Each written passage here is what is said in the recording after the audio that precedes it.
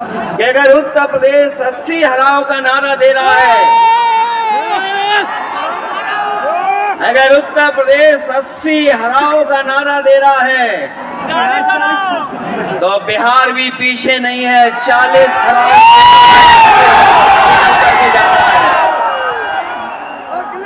और अगर यूपी और बिहार मिलकर के 120 सीट हरा देंगे तो भारतीय जनता पार्टी का क्या होगा। मैं अभी सुन रहा था, हमारे कम्युनिस्ट पार्टी के नेता ये कह रहे थे कि समुद्र मंथन हुआ था कभी। समुद्र मंथन हमारे सभी लोगों को पता है। समुद्र मंथन के दौरान क्या हुआ है, लेकिन इस ऐतिहासिक मैदान में मैं कहना चाहता हूं कि 2024 में संविधान मंथन होने जा रहा है।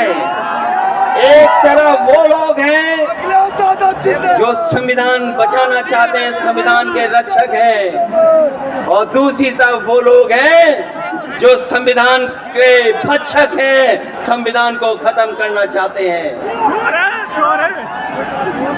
मैं जब बिहार आया हूं आपके बीच में, जब मैंने अखबार उठा करके देखा तो एक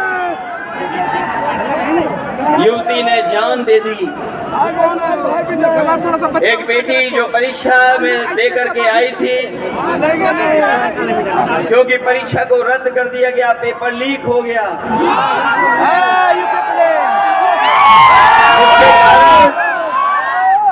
उसने आत्महत्या कर ली और कहा कि माँ बाप से मैं माफी मांगती हूँ।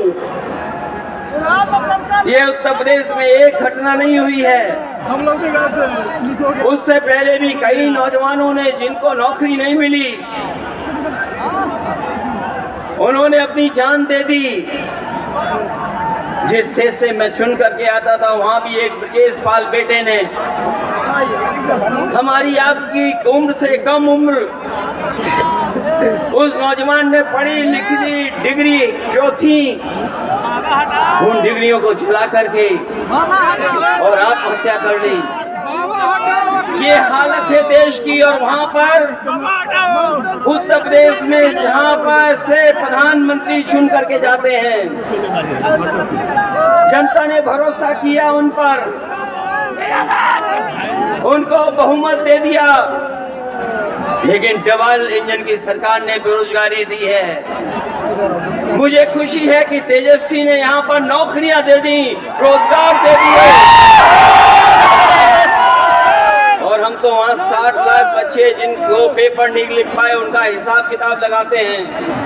700 उनका अगर हम बड़ा परिवार न माने, केवल 3 सदस्य परिवार के माने, बेटा और माँ बाप, तो 60 का गुणा 3, 1,80,00,000 वोट और 1,80,00,000 लोगों को अगर हमने भाग दे दिया 80 लोकसभा से, तो केवल उत्तर प्रदेश में 2,25,000 हर लोकसभा में वोट कम हो गया है।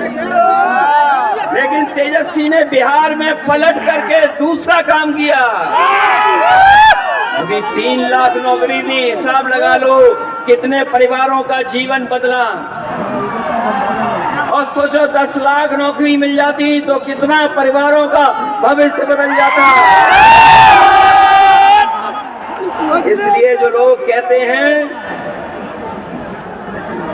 कि परिवार वाले हम लोग हैं, वो लोग गलत है। ये जो आरोप लगाते हैं परिवार वाला आरोप हम लोगों पर, मैं उन भारतीय जनता पार्टी के लोगों से कहना चाहता हूं कि भारतीय जनता पार्टी इस बात संकल्प ले कि किसी परिवार वाले को टिकट नहीं देंगे, और संकल्प ये भी ले कि किसी परिवार वाले से वोट मांगने भारतीय जनता पार्टी के लोग नहीं जाएंगे।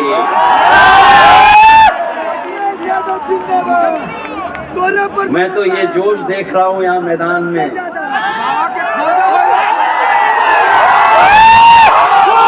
जोश मेरा है, यही बदलाव लाएगा,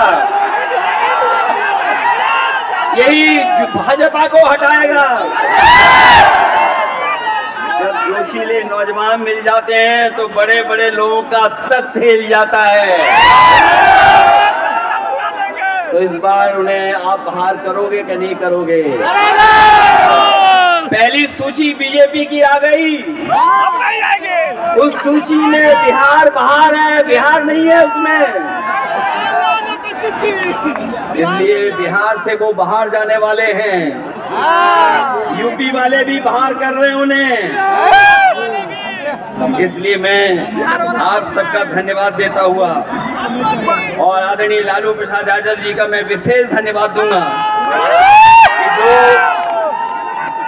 इस रैली में पधार करके न जाने कितने लोगों का मनोबल बढ़ाने का काम कर रहे हैं। न केवल यूपी के लोगों का, बिहार और देश के लोगों का मनोबल बढ़ा रहे हैं। और जो तकलीफ और परेशानी उन्होंने जीवन में देखी है वो राजनीतिक देखी है। ये राजनीति की वजह से तकलीफ और परेशानी है।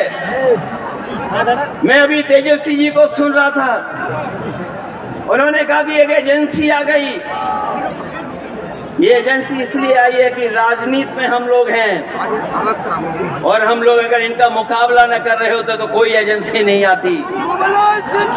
उन्हें डर है कि ये ताकत मिलकर के, ये गठबंधन बन करके उनको हटाने का काम करेगा।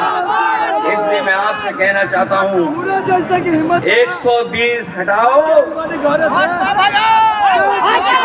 देश बचाओ। भाजपा हटाओ, संविधान बचाओ। भाजपा हटाओ, देश बचाओ। भाजपा हटाओ, आरक्षण बचाओ। भाजपा हटाओ, नौकरी पाओ। भाजपा हटाओ, संकट मिटाओ।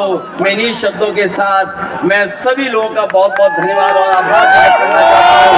इस उम्मीद और भरोसे के साथ कि जब कभी हम लोग अगली बार मिलेंगे तो ये डबल इंजन की सरकार बाहर होगी। यूपी से लेकर के बिहार तक भारतीय जनता पार्टी बाहर होगी। बहुत बहुत धन्यवाद।